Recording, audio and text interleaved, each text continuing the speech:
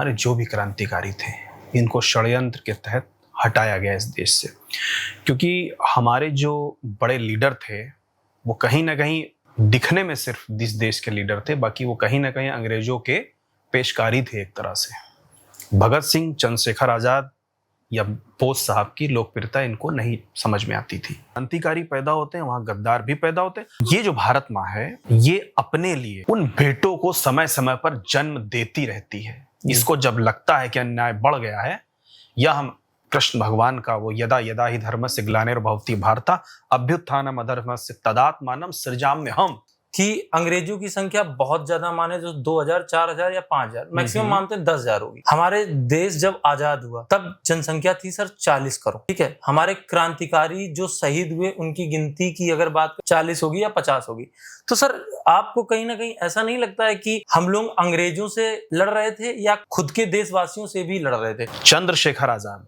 जो आपने बात कही ना, बहुत बड़ी बात है कि क्या हम अपने लोगों से लड़ रहे थे, ये बहुत बड़ी बात है। चंद्रशेखर आजाद जी को अंग्रेजों ने नहीं मारा, यहाँ के गद्दारों ने मारा है। जो वो शहीद हुए यहीं के लोगों से। सर आपने एचआरए का नाम लिया, कि एचआरए के प्रमुख काम क्या क्या हैं इस समय? देखिए, एचआरए हिंदुस्तान रिपब्लिकन एसोसिएशन, जिसके तहत काकोरी केस जैसा एक कार्य हुआ जिससे अंग्रेजी हुकूमत की जड़ें हिली। तब एक एचआरए जो संगठन था उसका मुख्य कार्य था अंग्रेजी हुकूमत को इस भारत से खदेड़ देना। जो हमारे क्रांतिकारी थे उनके नाम को पुनः एक दीपक दिखाना, कि जैसा आपने भी जिक्र करा था कि यूथ जनरेशन नहीं उस तरफ जा रही, तो उस यूथ को, उस जनरेशन को वापस मोड़ना अपनी विरासत की, और वापस उनको बताना कि ये चंद्रशेखर आजाद जी कौन थे, क्या करा था इन्होंने, ये भगत सिंह कौन थे, क्या करा था इन्होंने। आजादी के लिए जवाहरलाल नेहरू जी ने भी परिश्रम किया, गांधी जी ने भी परिश्रम किया, आजाद देश को उन्होंने देखा।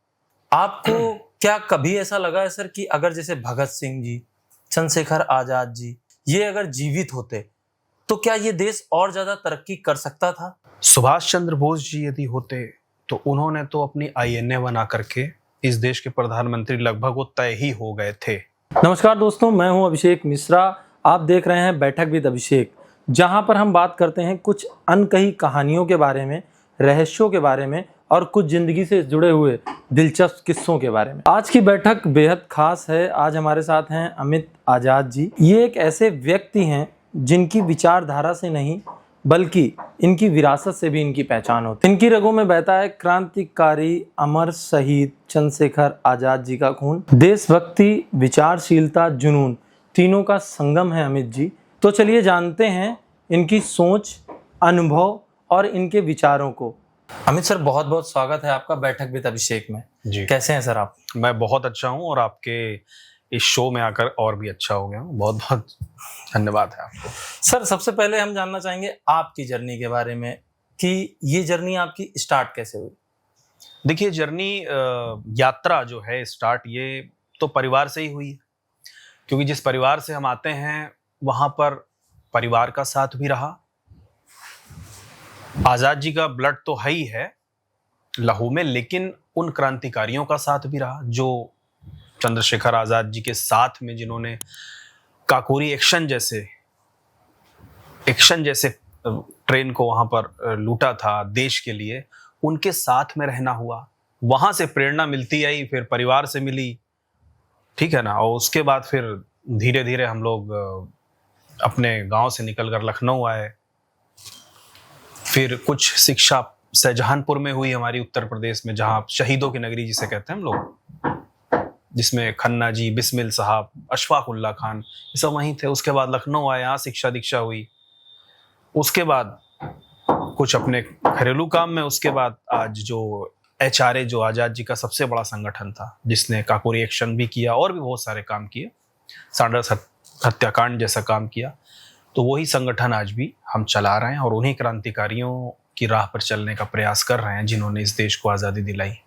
सर आपके लिए आजाद नाम सिर्फ एक उपनाम नहीं है, एक जिम्मेदारी भी बनती है, तो उसको आप किस तरीके से लेते हैं? मतलब आपको लगता है कि ये एक बोझ है या एक प्रेरणा आपको ये देता है?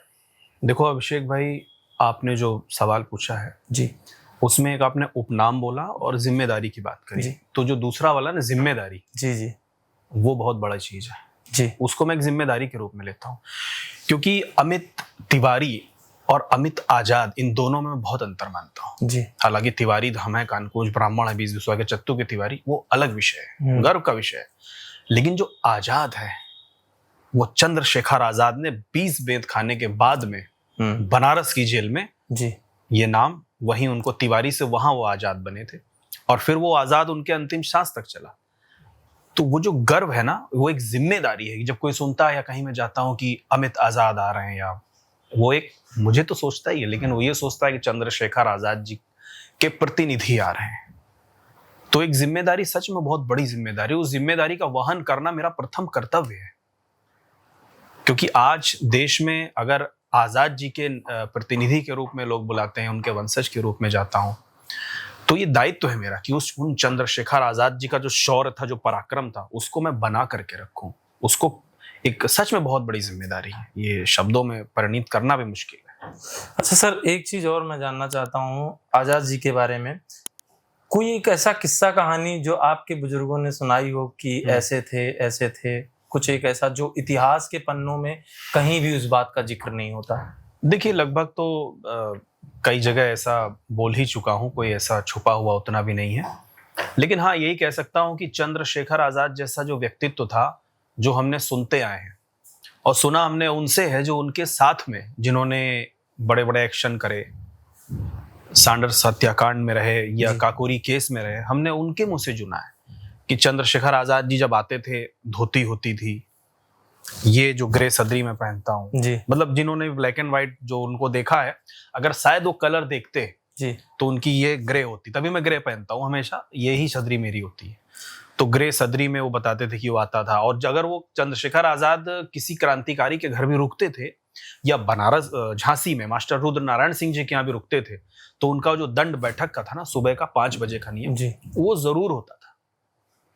चंद्रशेखर आजाद जी का दंड बैठक, जो उनका शरीर बहुत हैवी था, बलिष्ठ था, वो दंड बैठक से ही था। तो कसरत करना और फिर चाहे जो कुछ उन्हें हो जाए, सूखी रोटी मिल जाए खाकर। तो एक तो ये था। दूसरा, जो उनके चित्र थे बनारस में, झांसी में खिंचे हुए जी, जितने भी हमारे पास आजाद जी के चित्र हैं जी, वो झांसी में मास्टर साहब के घर पे ही खिंचे हुए हैं। दूसरा, अगर कोई है तो जो उनका संकल्प था कि जीते जी मुझे कोई हाथ नहीं लगा पाएगा, वो शहीद होने के बाद का है। पुलिस ने अगर लिया है तो उनके शहीद होने के बाद ही लिया है। वो एक चित्र है अल्फ्रेड पार्क का। एक उनका चित्र है 14 साल के, जब वो बनारस में अपने विनायक मिश्रा जी के यहाँ रहते थे, फूफा के यहाँ, वो है चरखे पे हाथ रखे हुए, वो एक चित्र है उनका। बाकी उनका निशाना तो हम सभी जानते हैं, कैसे वो झाबुआ में जहाँ रहते थे मध्य प्रदेश में, इंदौर के पास, तीर कमान चलाते थे। उसी तीर कमान से उनका जो निशाना बना, वो ऐसा बना कि पूरे संयुक्त प्रांत में सिवाय रामप्रसाद बिस्मिल के अलावा दूसरा कोई उनका मुकाबला नहीं कर सकता था। उन्होंने क्विक सिल्वर की उपाधि दी उनको, कि तुम आजाद तो हो लेकिन क्विक सिल्वर कह के बुलाते थे। अगर कोई मीटिंग होती थी तो कहते थे क्विक सिल्वर कहाँ है, ये बिस्मिल साहब का था। अच्छा सर, देशभक्ति की बात होती है, देशभक्ति में घर का माहौल कैसा है आपका, हम ये जानना चाहेंगे। और दूसरा बात सर, 4 उंगलियां 5 उंगलियां बराबर नहीं होती जैसे, तो घर में कभी ऐसा एक टकराव कभी हुआ हो कि जैसे हमारे पूर्वज थे, आप भी उसी राह में चल रहे हैं, तो ऐसा कुछ कभी? नहीं, हमारे परिवार में ऐसा टकराव कभी नहीं है। मैं आपको बताना चाहूंगा, दर्शकों को भी, इसी लखनऊ में जी पूरा आजाद जी का परिवार लगभग अगर बरेली को हम छोड़ दें तो सब यहीं पर है। उनके करीब, जो हमारे पिताजी को मिलाकर उनके 10 भतीजे हैं चंद्रशेखर आजाद जी के। लेकिन वो सारे अपने अपने, कोई ट्रांसपोर्ट के काम में है, कोई रेलवे की नौकरी में है, सब अपने अपने काम में लगे, विरोधाभास कोई नहीं। हमारे जो पूज्य पिताजी हैं, क्योंकि वो, जब मैंने अभी शाहजहानपुर का नाम लिया था, जहां पर प्रेम कृष्ण खन्ना जो काकोरी कांड में 10 साल की सजा देकर छोड़ दिए गए थे, तो उन्होंने हमारे जो बाबा महावीर प्रसाद तिवारी जी, तो उनको बुला लिया था शाहजहानपुर में। तो हमारे पिताजी जब जाकर वहां रहने लगे उन्हीं के पास में, तो वहीं से उन्होंने एचआरए जो थी, यहीं पर किस्सा सारा यहीं पलट गया। मतलब परिवार से तो थे, लेकिन एचआरए उन्होंने सौंप दी पिताजी को कि ये आगे चलनी चाहिए, किताबों में नहीं रहनी चाहिए। तो वो एचआरए फिर चलती चली आई, और एचआरए को ही लेकर, जो जिसमें सारे ही लोग थे, आपको पता है एचआरए हिंदुस्तान रिपब्लिकन एसोसिएशन, सारे ही लोग उसमें थे। तो वो एचआरए चलाते चलाते वो चलती रही। तो हमारे जो पिताजी हैं पंडित सुजीत आजाद तिवारी, जी वो इस परंपरा को लेकर आगे आए और आज भी पूरे ही परिवार में अगर देखें तो हमारे पिताजी ही इसको लेकर आगे चल रहे हैं। फिर वो हम तक पहुंचा, हम भी चला रहे हैं इसको देश भर में। कोई एक स्थान, कोई एक क्षेत्र नहीं, पूरे देश में, क्योंकि आजाद जी को पूरा देश मानता है। और बाकी परिवार जब कोई भी फंक्शन होता है, कुछ होता है, सब उसमें शामिल होते हैं, लेकिन विरोधाभास कोई नहीं है। बाकी सब अपने अपने काम में लगे हुए हैं। बहुत बड़ा परिवार। जैसे सर आपने एचआरए का नाम लिया, तो कुछ लोग जानते हैं इसको, कुछ लोग नहीं जानते। मैं इसको थोड़ा सा हाईलाइट करना चाहता हूँ कि एचआरए के प्रमुख काम क्या क्या है इस समय। जैसा देश हमारा विकास कर रहा है तो उसमें एचआरए का कितना योगदान रहता है और वो क्या कार्य कर रहे हैं, वो थोड़ा सा बताइए प्लीज। देखिए, एचआरए हिंदुस्तान रिपब्लिकन एसोसिएशन, थोड़ा सा अगर हम पीछे जाएंगे तो सबसे पहले इसका नाम था अनुशीलन समिति 1902 में जी, और सचिन दास सान्याल जी ने इसको चलाई थी। और फिर वो फिर उसके बाद ये बनी हिंदुस्तान रिपब्लिकन आर्मी 1918 में। उसके बाद 1924 में बनी हिंदुस्तान रिपब्लिकन एसोसिएशन, जिसके तहत काकोरी केस जैसा एक कार्य हुआ जिससे अंग्रेजी हुकूमत की जड़ें हिली। उसके बाद सैंडर्स हत्याकांड हुआ, मारने स्कॉट को गए थे, मर सैंडर्स गया। आपको पता ही होगा, लाला लाजपत राय जी की हत्या का बदला लिया था, ठीक है, वो हुआ। तो तब एक एचआरए जो संगठन था, उसका मुख्य कार्य था अंग्रेजी हुकूमत को इस भारत से खदेड़ देना। ये एचआरए का मुख्य कार्य था। अंग्रेजों ने बैन कर दिया था इसको। उसके बाद आज एचआरए, क्योंकि देखिए कई संगठन उस समय किताबों में दफन हो गए, लेकिन एचआरए दफन नहीं हुआ। मैंने आपको बताया कि वो खन्ना जी ने पिताजी को दिया, पिताजी फिर अभी हम लोग उसको चला रहे हैं। आज इसका जो कार्य है, आज ब्रिटिश हुकूमत नहीं है देश में, लेकिन आज जो हमें करना है, हम स्कूलों में जाते हैं, हम कॉलेजों में जाते हैं, हम बड़े बड़े गोष्ठी करते हैं, बड़े बड़े आयोजन। एचआरए का जो काम है, जो हमारे क्रांतिकारी थे उनके नाम को पुनः एक दीपक दिखाना, कि जैसा आपने भी जिक्र करा था कि यूथ जनरेशन नहीं उस तरफ जा रही, तो उस यूथ को, उस जनरेशन को वापस मोड़ना अपनी विरासत की, और वापस उनको बताना कि ये चंद्रशेखर आजाद जी कौन थे, क्या करा था इन्होंने, ये भगत सिंह कौन थे, क्या करा था इन्होंने। तो एचआरए का ये काम है, उनके स्मारक बनाना, मुख्यतः शहीदों के लिए ये समर्पित है। यदि कहीं भी, जैसे अभी भोपाल में, मध्य प्रदेश में 2019 में चंद्रशेखर आजाद जी की मूर्ति को हटा करके वहां के पूर्व मुख्यमंत्री की मूर्ति लगा दी गई, अर्जुन सिंह जी की, जिन्होंने एंडरसन को भगाया था भोपाल गैस त्रासदी में जी। मुझे पता चला, मैं उसी दिन वहां पर पहुंचा, पत्रकार ने बताया, वो बस ढकी हुई थी, उसका अनावरण होने वाला था। हम वहां पर बैठे उसी प्रतिमा के आगे, और एक महा आंदोलन चला, उस प्रतिमा को उन्हें हटाना पड़ा वापस। ये आंदोलन भी एचआरए का था जी जी। जैसा आपने और वहां की जनता का भी बहुत धन्यवाद है। और उसके बाद जैसा ट्रेन के इंजन के आगे अगर आपने तिरंगा धागा देखा हो, हाँ सर, ये न्यूज आई थी पेपर में भी, वो भी एचआरए की देन है। और इसी लखनऊ में जहां आप बैठे हो, विश्व का सबसे बड़ा स्मारक चंद्रशेखर आजाद जी का 151 फीट की मूर्ति, और छत्रपति शिवाजी, महाराणा प्रताप, झांसी की रानी, भगत सिंह, अशफाकुल्लाह खान, ठाकुर रोशन सिंह, राजेंद्र लाहिड़ी, इन सभी के बारे में हम लोग 10 एकड़ में यहीं पर बना रहे हैं। तो ये एचआरए का आज का काम है, जो आपने पूछा। जी जी सर, जैसे बात होती है कि क्रांतिकारियों की बात होती है, आपको नहीं लगता सर कि मान लीजिए आज़ादी के लिए जवाहरलाल नेहरू जी ने भी परिश्रम किया, गांधी जी ने भी परिश्रम किया, आज़ाद देश को उन्होंने देखा, और आज़ाद होने के बाद देश को उन्होंने अपने तरीके से चलाया जी, ठीक। आपको क्या कभी ऐसा लगा है सर कि अगर जैसे भगत सिंह जी, चंद्रशेखर आजाद जी, ये अगर आज सुभाष चंद्र जी, बोस जी का भी मैं नाम लेना चाहूंगा यहाँ पे, ये अगर जीवित होते तो क्या ये देश और ज्यादा तरक्की कर सकता था? देखिए, इसका एक शब्द में अगर उत्तर दिया जाए तो सुभाष चंद्र बोस जी यदि होते तो उन्होंने तो अपनी आईएनए बना करके इस देश के प्रधानमंत्री लगभग वो तय ही हो गए थे जी। वो एक अलग बात है, षड्यंत्र के तहत उनको, देखिए मैं बोस जी को ही क्यों, हमारे जो भी क्रांतिकारी थे इनको षड्यंत्र के तहत हटाया गया इस देश से, क्योंकि हमारे जो बड़े लीडर थे वो कहीं ना कहीं दिखने में सिर्फ इस देश के लीडर थे, बाकी वो कहीं ना कहीं अंग्रेजों के पेशकारी थे एक तरह से। भगत सिंह, चंद्रशेखर आजाद या बोस साहब की लोकप्रियता इनको नहीं समझ में आती थी। दूसरी बात, अगर भगत सिंह या चंद्रशेखर आजाद आपस में चर्चा भी करते थे कि भगत ये हमने अगर ये लड़ाई जीत ली, क्योंकि ये तो बेचारे आजाद देश नहीं देख पाए, जैसा कि आपने कहा, अगर ये लड़ाई हमने जीत ली तो क्या होगा, देश की क्या परिभाषा हो, क्योंकि तब तो संविधान नहीं बना, तो एक अलग विषय था। तो भगत सिंह यही, क्योंकि देखिए भगत सिंह समाजवादी विचारधारा के थे और चंद्रशेखर आजाद किसी भी शोषण न होने देने के, जो उनका सिद्धांत था कि शोषण हमारा या तुष्टीकरण किसी भी प्रकार से नहीं होना चाहिए देश में, आजाद विचारधारा के थे वो जी। तो इन दोनों का मंतव्य यही था कि जब देश आजाद हो जाएगा, या आज वो यदि होते या उनकी बनाई व्यवस्था चल रही होती, तो देश में समानता का अधिकार होता, किसी भी जाति को किसी भी तरह का आरक्षण या कोई भी चीज उनके तरफ से कभी नहीं होती। उनका जो मंतव्य था, ऊंच नीच जैसी बात करने का पाप, जी इसको पाप मानते थे। जी ये जघन्य पाप कभी नहीं होता इस देश के अंदर। समान शिक्षा, समान व्यवहार, जो भी होता समानता का अधिकार होता। किसी कोई, चाहे वो विदेश की भी कोई नीति होती, तो भी ऐसा कोई शोषण नहीं होने देते इन लोगों का, अगर बस चलता या इनका शासन अगर चल रहा होता। अगर सर एक चीज इसमें और आप जैसे बोले हैं कि मान लीजिए अगर वो जीवित उनको जो भी लीडर रहे हैं, मैंने एक रिसर्च की थी छोटी सी सर जी। उनमें कहीं ना कहीं मैंने एक चीज नोटिस की है कि अंग्रेजों की संख्या बहुत ज्यादा माने जो 2000, 4000 या 5000 मैक्सिमम मानते हैं 10,000 होगी। हमारे देश जब आजाद हुआ तब जनसंख्या थी सर 40 करोड़। ठीक है, हमारे क्रांतिकारी जो शहीद हुए उनकी गिनती की अगर बात करें, गिनती तो नहीं कर सकते हम, लेकिन अगर अनुपात भी लगाएं तो 40 के लगभग होगी, 40 होगी या 50 होगी। तो सर आपको कहीं ना कहीं ऐसा नहीं लगता है कि हम लोग अंग्रेजों से लड़ रहे थे या खुद के देशवासियों से भी लड़ रहे थे? क्योंकि सर मैंने देखा भगत सिंह की फांसी हुई, उसमें जो गवाह थे वो कहीं ना कहीं भारतीय थे। ठीक है सर, उनकी वकालत जो अगेंस्ट में कर रहे थे वो भी भारतीय थे।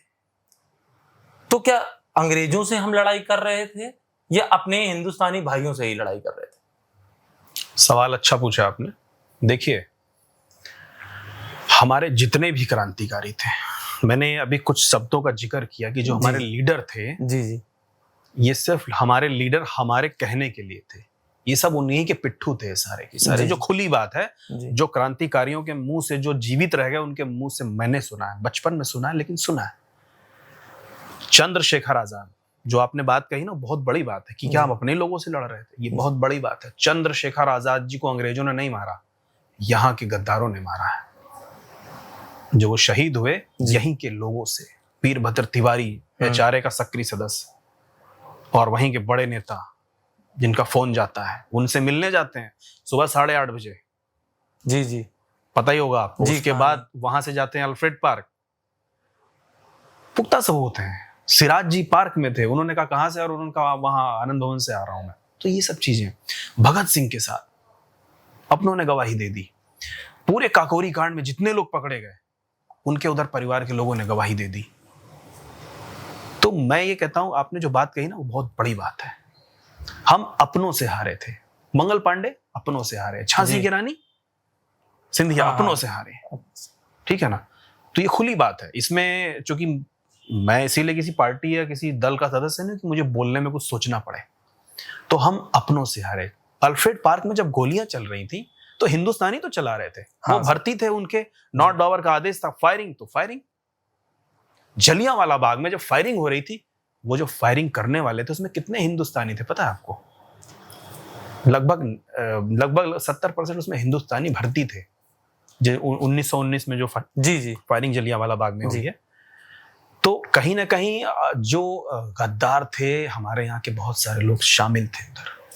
सर गद्दारी के लिए उनको इनाम में भी क्या चाहिए था? शायद चपरासी बन जाएंगे या बहुत ज्यादा इंस्पेक्टर, क्योंकि उसके ऊपर तो अंग्रेज कभी बनाते ही नहीं थे, क्योंकि उनको उसमें लीडर करना था, लीड करना था हर चीज में। तो सर इतने बात के लिए गद्दारी करना तो कहीं ना कहीं तो लगता है ना, ये गद्दारी मेरे भाई चली आई है जी, और आज भी चल रही हो, आगे चलेगी जी, क्योंकि जहां पर क्रांतिकारी पैदा होते हैं वहां गद्दार भी पैदा होते हैं।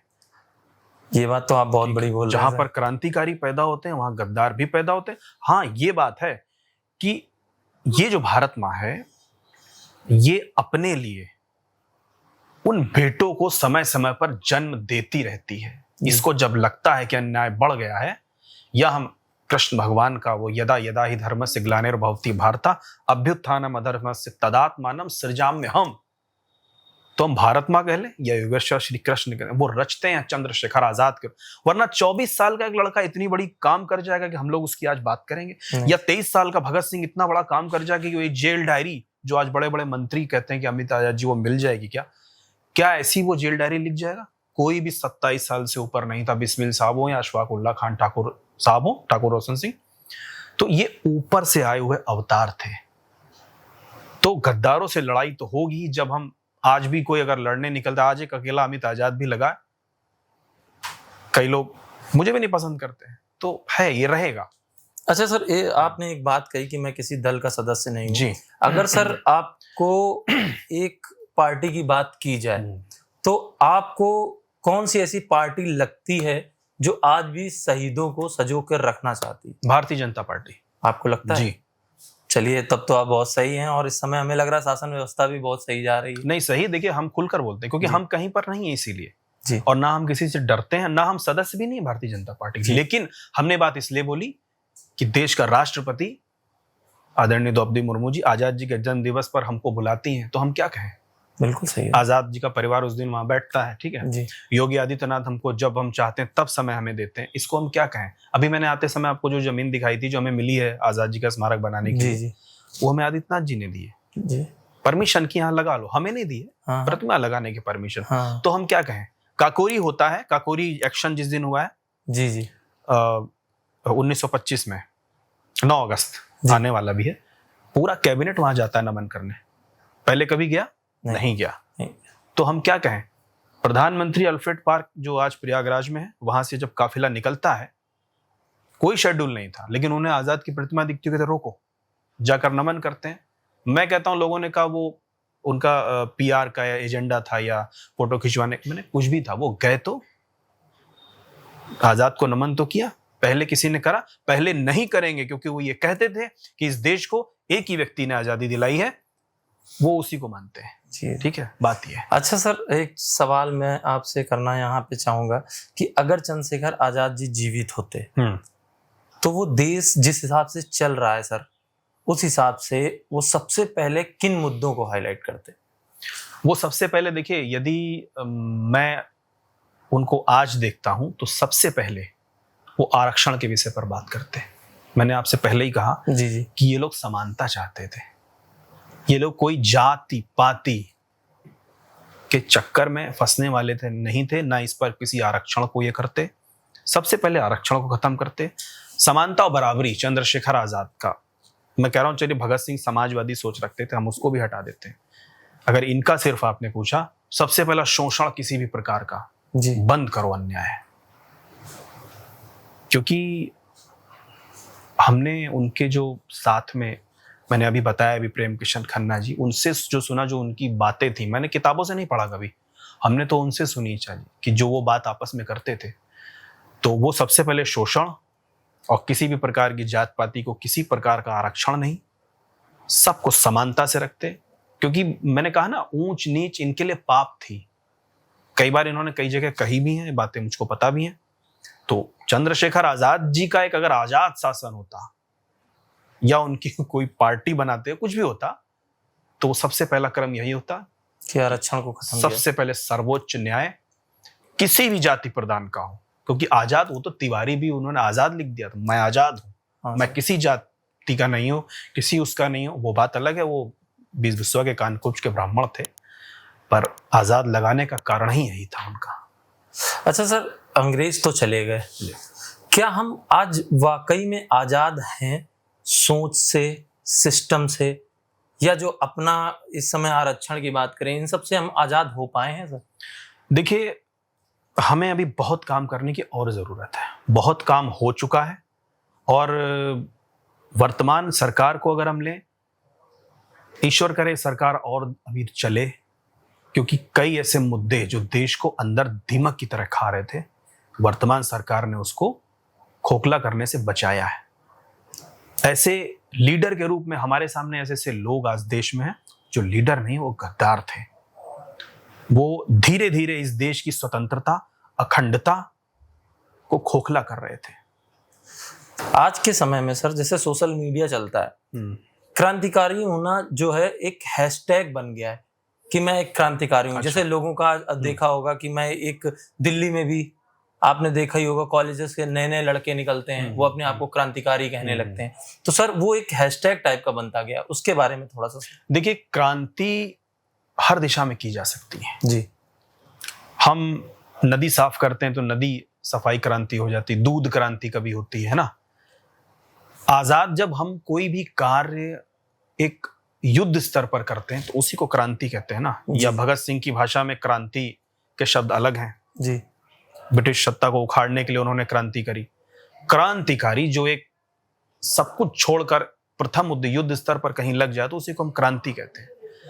वो बात अलग है कि हर एक युवा अपने को क्रांति, मैं कहता हूं अच्छी बात है क्रांतिकारी कहना, लेकिन ये क्रांति कहीं वो जैनियों वाली क्रांति ना बन जाए जिसने, आपको पता है कि जी सर जी, भारत तेरे टुकड़े होंगे इंशाल्लाह ऐसे शब्द लगे। जी। और कुछ लोगों ने, उन्होंने भी अपने को क्रांतिकारी कहा।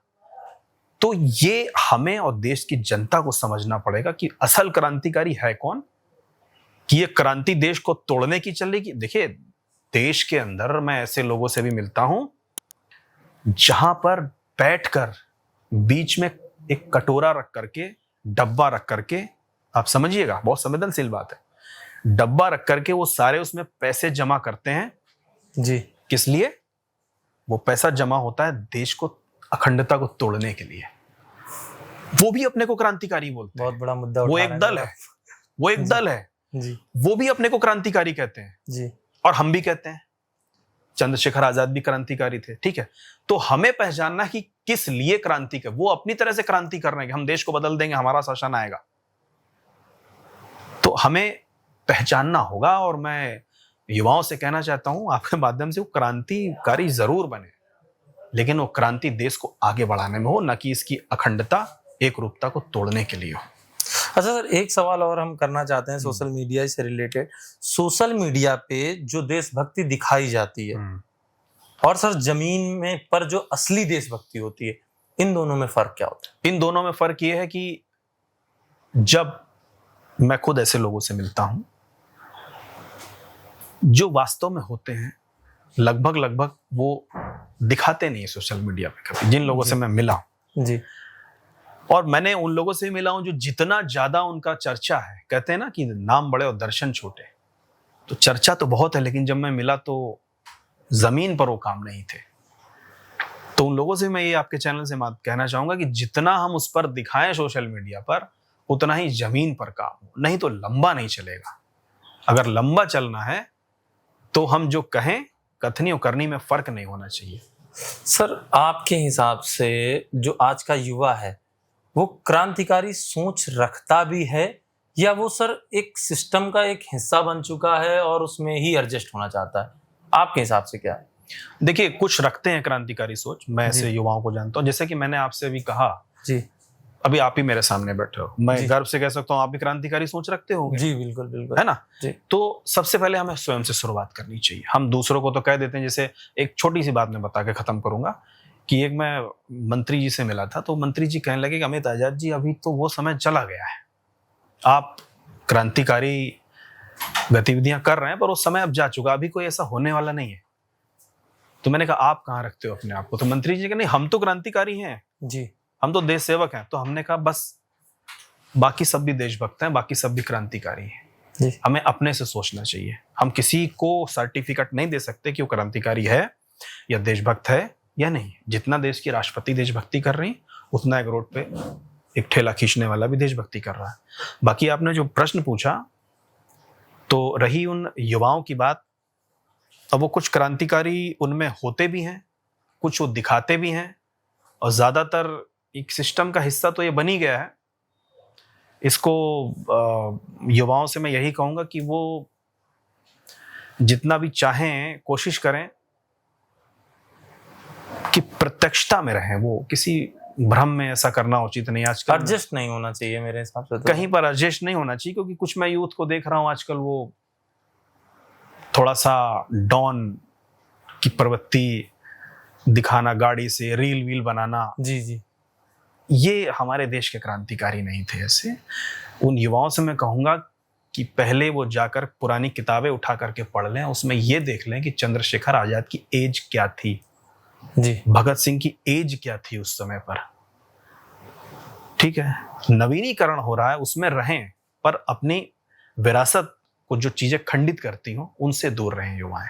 सर, एक सवाल और मेरे दिमाग में जो आता है सर, कि आज के समय में भारत देश में अगर कोई गवर्नमेंट के खिलाफ बोलता है तो उसको सर देशद्रोही कहा जाता है। क्या ये आपकी नज़र में आज़ादी है या सिर्फ सिस्टम का एक हिस्सा है कि आपको एडजस्ट होना पड़ेगा, नहीं तो आप देश के साथ नहीं? देखिए, सरकार के खिलाफ बोलना देशद्रोह तो नहीं हो सकता, क्योंकि ऐसा नहीं है कि सभी सरकारें सही होती हैं, सरकारें भी गलत होती हैं कई बार। हाँ, वो बात अलग है कि हम लोग आंदोलन करते हैं, आंदोलन कर सकते हैं, उसका हमें वो पूरा हक भी है।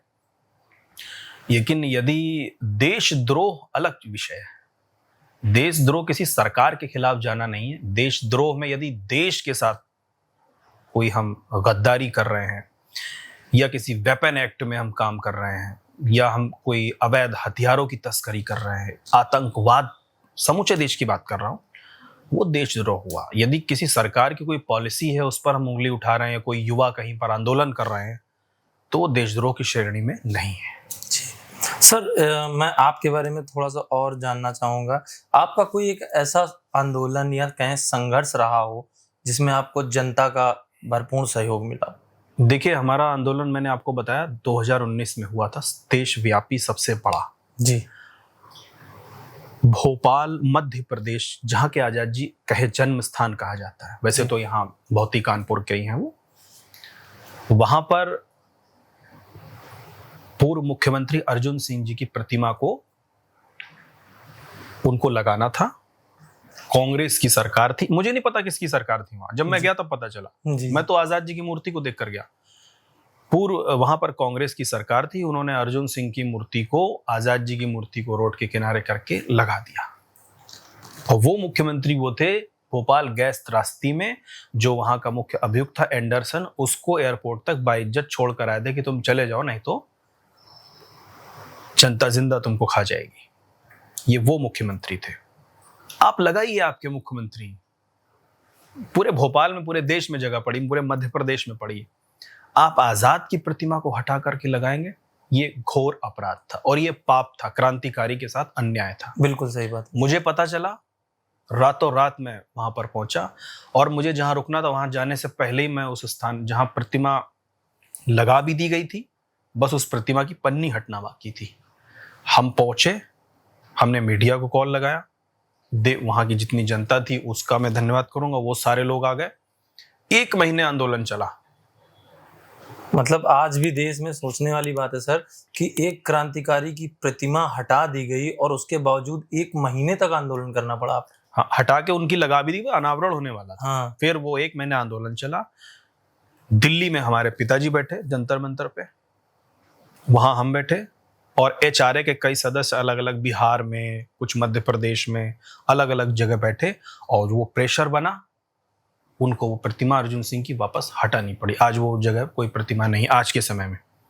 तो वो अभी तक का सबसे बड़ा आंदोलन। उसके अलावा आपको मैं बताया, ट्रेन पे तिरंगा, या दिल्ली की बसों पे अभी तिरंगा लगने वाला है एचआरए की तरफ से, वो भी हम करवा रहे हैं सारी दिल्ली की बसों में। अच्छा सर, आपका बचपन एक साधारण व्यक्तित्व का ही रहा। जी।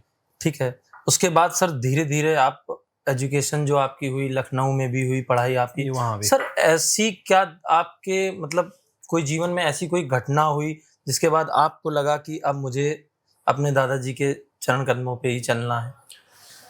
मैं सबसे बड़ी आपको बताऊं, जहां से मुझे, वैसे तो सब सुनते ही आ रहे थे जी, लेकिन जिस दिन मतलब एक प्रत्यक्ष रूप से आजाद जी की जब मैंने वो फोटो देखी अल्फ्रेड पार्क में, जब वो पेड़ से टिके बैठे हुए हैं, उनके पैर फैले हुए हैं, पैरों पर गोलियों के निशान भी दिख रहे हैं उस चित्र में, अगर आप गौर से देखेंगे, जो पुलिस ने खींची थी, वहां पर है आज भी। वो चित्र देखने के बाद मुख्य रूप से एक जो कहते हैं ना अलग बड़ी वाली, कि नहीं अब तो ये बलिदान नहीं भूल सकते, ये किस लिए हुआ है, ये इस देश के लिए हुआ है, इस धरा वसुंधरा के लिए हुआ है, ये गोलियां इन्होंने कोई चोरी नहीं करी, इन्होंने कोई डकैती नहीं करी, अपने संकल्प के लिए अपने प्राणों को त्यागा। तो वहां से ये शुरू हुआ अगर देखा जाए तो। सर एक सवाल और हम करेंगे आपसे, बिल्कुल अंतिम चरण में चल रहा है ये पॉडकास्ट। जी जी। सर जब आप चंद्रशेखर आजाद जी की प्रतिमा को देखते हैं और आत्ममंथन करते हैं, तो आपको सर क्या लगता है कि ऐसे ही देश की उन्होंने कल्पना की होगी, या इससे भी बेटर बनाया जा सकता है, इससे भी अच्छा किया जा सकता है इस देश में? इससे भी बेटर बनाया जा सकता था। उन्होंने जो कल्पना तो बहुत अच्छी वाली करी थी जी। फिर आज जो चल रहा है उसका 50% चल रहा है, क्योंकि मैंने आपको पहले ही बताया कि चंद्रशेखर आजाद की जो सोच थी, जो व्यक्तित्व था, वो एक अलग ही था। वो यदि होते तो इसका मतलब उनके हिसाब से अगर शासन चलता या संविधान उनके हिसाब से जैसा भी होता, वैसे तो बहुत अच्छा संविधान है, तो एक अलग दिशा में देश चलता। उनको देखकर मैं ये सोचता हूँ कि वो होते, मैंने बताया ना, हर चीज समानता होती है, कोई ऊंच नीच नहीं, कोई जात बिरादरी नहीं। शायद आज हिंदू मुसलमान जिस तरह बटा है वो भी ना बटा सर।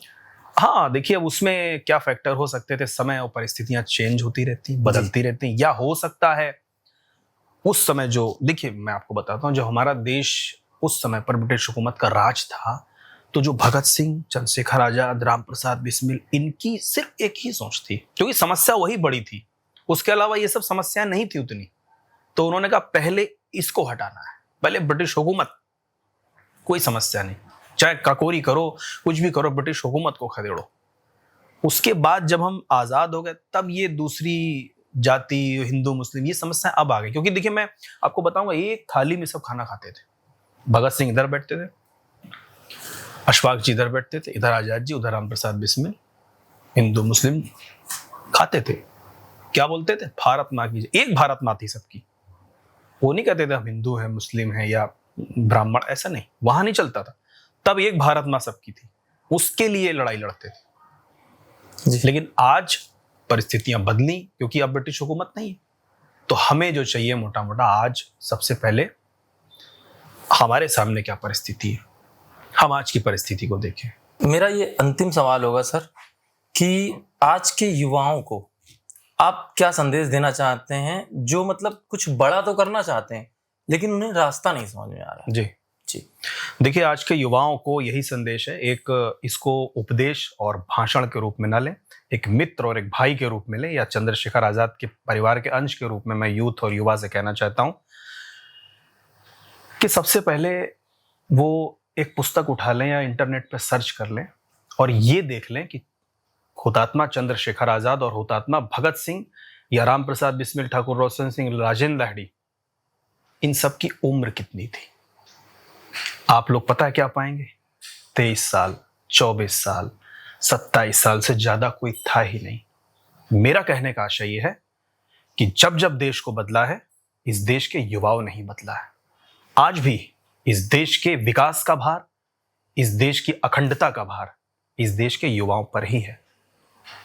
आप में से ही आने वाले राष्ट्रपति, आप में से ही आने वाले प्रधानमंत्री, या आप में से ही अब्दुल कलाम, या आप में से ही आने वाले चंद्रशेखर आजाद ये भारत माँ पैदा करेगी। आप में से ही ये भारत माँ भगत सिंह पैदा करेगी। क्योंकि आप लोगों को मैं बताना चाहूंगा कि भारत माँ समय समय पर जब जब विपत्ति आई है तो अपने लालों को, अपने बेटों को पैदा करती रही है और पैदा करती रहेगी। इसलिए अपनी माँ के साथ साथ, क्योंकि हमारे क्रांतिकारियों ने अपनी माँ की सूरत भी नहीं देखी थी, उनकी माँ ये भी नहीं जान पाई कि मेरा बेटा शहीद हो गया, चंद्रशेखर आजाद जी की माँ। तो मैं आप लोगों से ये कहना चाहूंगा कि उन्हीं भारत माँ को साक्षी मानकर प्रथम कर्तव्य हमारा होना चाहिए कि जब तक मैं जीवित हूं, इस देश का बाल विवाह का नहीं होने दूंगा। ये संकल्प हमें रखना है और माँ भारती आप सबका मार्ग प्रशस्त करें। क्रांतिकारियों के जीवन को एक बार जरूर पढ़ें और पढ़े ही नहीं, उसको आत्मसात करें। भारत माँ की जय, वंदे मातरम। दोस्तों, ये थी हमारी मुलाकात अमित आजाद जी से, जिनकी रगों में खून ही नहीं बहता है इतिहास की कई कहानियां। आज की ये बातचीत सिर्फ इतिहास के बारे में नहीं थी, आज और कल के बारे में भी है, जिससे हमें ये पता चलता है कि आज़ादी यूं ही नहीं हमको मिल गई, और भारत माता की जय बोलना या जय हिंद बोलना ये सिर्फ एक नारे नहीं है, बल्कि एक जिम्मेदारी भी बनती है हमारी। मैं हूं अभिषेक मिश्रा, आप देख रहे थे बैठक विद अभिषेक। और अगर आपको ये बातचीत या ये पॉडकास्ट अच्छा लगा हो तो इसको शेयर जरूर करिए, उन लोगों तक पहुंचाइए जिनको ये पता चले कि देशभक्ति क्या होती है और हमें आज़ादी कैसे मिली। तो बहुत बहुत धन्यवाद। लाइक करें, शेयर करें।